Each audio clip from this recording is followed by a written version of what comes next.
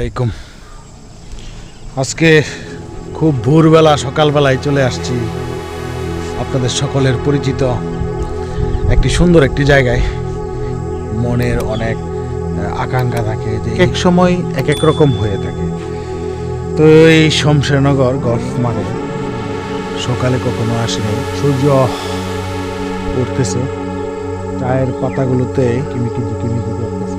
খুবই সুন্দর এই গল্ফ মাঠে আজকে ঘোরাঘুরি করবো। আজকে সারাদিনই সকাল তো সঙ্গেই থাকবেন। যে জায়গাটি নিয়ে এখন ভিডিও করতেছি, এইখানের মানে প্রতিটা ভিউ যেন মানুষের মনকে মুগ্ধ করে। শমশেরনগরের গল্ফার মাঠ, এত সুন্দর একটা মাঠ উপভোগ করতে আসে, প্রত্যেকে উপভোগ করতে আসে। কিন্তু এই যে দেখুন, আমি দেখানোর চেষ্টা করি, এই যে ময়লা, এই ময়লাগুলি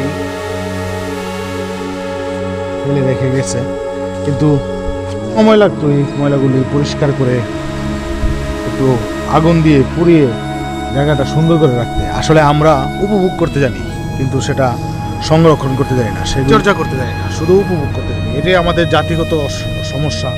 সৌন্দর্য কিন্তু নষ্ট হচ্ছে।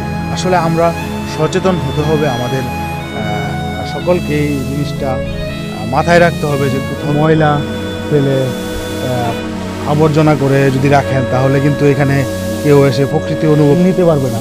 তো যাই হোক, গল্ফ মাঠের সকালবেলার সৌন্দর্য, এই মাঠে এই খেলার মাঠে কিন্তু একদিকে যেমন টিলার মতো বট গাছ এবং টিলায় ভরপুর সৌন্দর্য, আর অন্যদিকে হচ্ছে চা বাগান। আমরা এই চা বাগানে যাবো ইনশাল্লাহ। এই দিক দিয়ে অনেক দূর পর্যন্ত যাবো এবং কেমিলি লেক পর্যন্ত কিন্তু আমরা যাওয়ার চেষ্টা করব।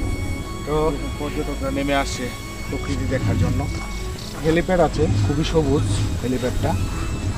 আমি আরও কিছুক্ষণ সকালের ফিলটা নেব এবং ঘুরে ঘুরে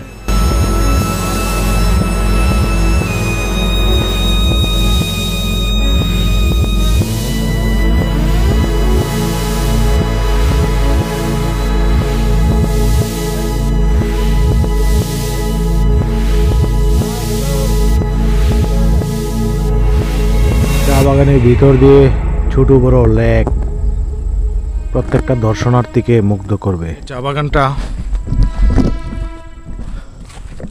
ঘুরে ঘুরে দেখে আসছি, আর এখানে সুন্দর চা বাগান আরো আছে।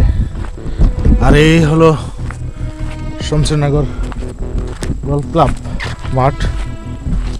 আমার পিছনে, আমরা যাচ্ছি হলো সামনে আরো কিছু চা বাগান এক্সপ্লোর করব এবং দেখাবো।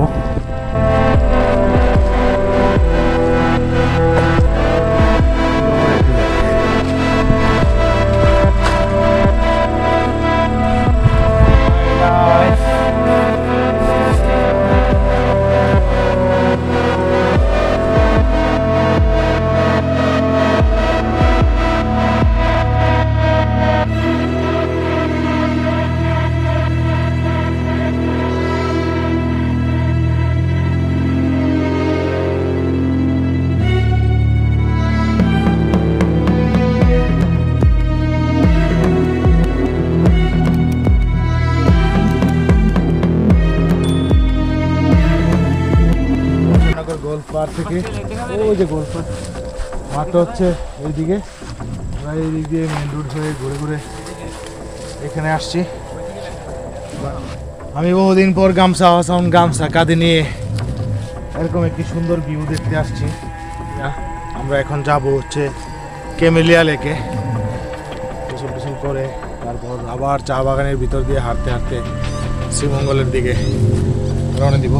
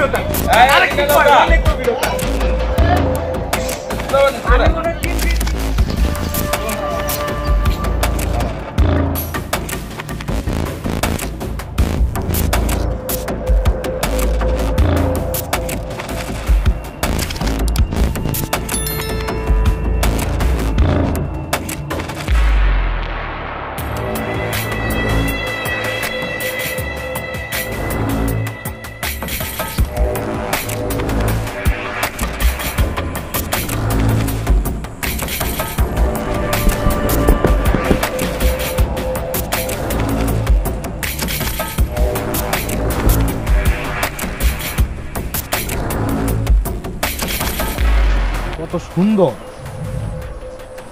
মনে হয় যে সবুজের চাদর বিছানো নাকি মাঠ।